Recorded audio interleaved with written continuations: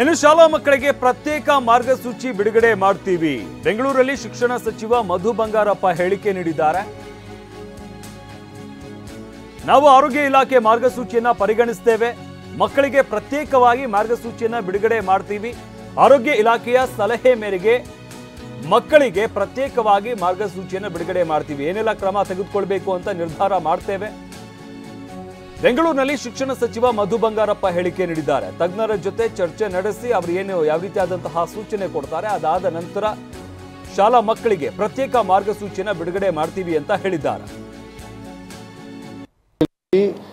Health department ಗೈಡ್ಲೈನ್ಸ್ನ ತಗೊಳ್ಬೇಕಾಗುತ್ತೆ. Central government ಗೈಡ್ಲೈನ್ಸ್ನ ತಗೊಂಡು ನಾವು ಮಾಡ್ತಕ್ಕಂಥದ್ದು ಸ್ವಾಭಾವಿಕವಾಗಿ ನಾವು ಮಾಡಬೇಕು. ಮತ್ತು ಗೈಡ್ಲೈನ್ಸ್ನ ನಾನು ಹೆಲ್ತ್ ಡಿಪಾರ್ಟ್ಮೆಂಟಿಂದ ಏನು ನಾವು ಫಾಲೋ ಮಾಡಬೇಕು ನಾವು ಮಾಡೋದನ್ನ ಮಾಡ್ತೀವಿ. ಯಾಕೆಂದರೆ ಮಕ್ಕಳು ಪಾಪ ಎಲ್ಲ ಒಂದೊಂದು ಕಡೆಗೆ ಸೇರ್ಕೊಂಡಿರ್ತವೆ. ಮತ್ತು ಅದೇ ಹೊರಗಡೆಯಿಂದ ಹೋಗಿ ಬಂದರೆ ಅವರಿಗೆ ಶೀತ ಇದ್ದರೆ ಇಂಥದನ್ನ ಪ್ರಿಕಾಷನರಿ ನಾವೇ ಮಾಡ್ಕೊಂಡ್ಬಿಡ್ಬೇಕು. ಅದು ಪೇರೆಂಟ್ಸ್ ಮಾಡ್ತಾರೆ ಅಂತ ಹೇಳಿ ವಿಶ್ವಾಸ ಇದೆ. ಈಗ ನಾನು ನೋಟಿಫಿಕೇಶನ್ ಥರ ನಾನು ಕಳಿಸಲ್ಲ. ಹೆಲ್ತ್ ಡಿಪಾರ್ಟ್ಮೆಂಟ್ ಬಂದ ತಕ್ಷಣ ಅದನ್ನು ಸ್ಟ್ರಿಕ್ಟಾಗಿ ನಾವು ಸ್ಟ್ರಿಕ್ಟಾಗಿ ಫಾಲೋ ಮಾಡಿ ಸಭೆ ಸಮಾರಂಭ ಅಂದಾಗ ನಮ್ಮ ಶಾಲೆಗಳು ಭಾಳ ಮುಖ್ಯ ಆಗ್ತದೆ. ಯಾಕೆಂದರೆ ಕ್ಲಸ್ಟರ್ ಆಫ್ ಚಿಲ್ಡ್ರನ್ಸ್ ಜಾಸ್ತಿ ಇರ್ತಾರೆ ಅಲ್ಲಿ, ಅದು ನಮ್ಮ ಜವಾಬ್ದಾರಿ ಆಗುತ್ತೆ. ಅದನ್ನೆಲ್ಲ ನೋಡಿಸಿ ಅವ್ರು ಮಾಡಿರ್ತಾರೆ. ಅದರಲ್ಲಿ ಏನಾದ್ರು ಬಿಟ್ಟಿದ್ರೆ ಮತ್ತೆ ನಾವು ಅದಕ್ಕೆ ಅಡಿಷನ್ ಮಾಡ್ತೀವಿ. ಬಟ್ ಮೋಸ್ಟ್ಲಿ ಅದನ್ನೆಲ್ಲ ಮಾಡ್ತಾರೆ. ಯಾಕೆಂದರೆ ದಟ್ ಈಸ್ ದೇರ್ ಡ್ಯೂಟಿ. ಅದನ್ನ ನಾವು ಕಾಯಬೇಕು, ಅವರಿಗೆ ಮಾರ್ಗಸೂಚಿಯನ್ನು ಕೊಡಬೇಕು. ಕಾಶಿಯಸ್ ಆಗಿರ್ರಿ ಅಷ್ಟೇ. ಮತ್ತು ಭಾಳ ಆತಂಕ I don't think it is there as of now.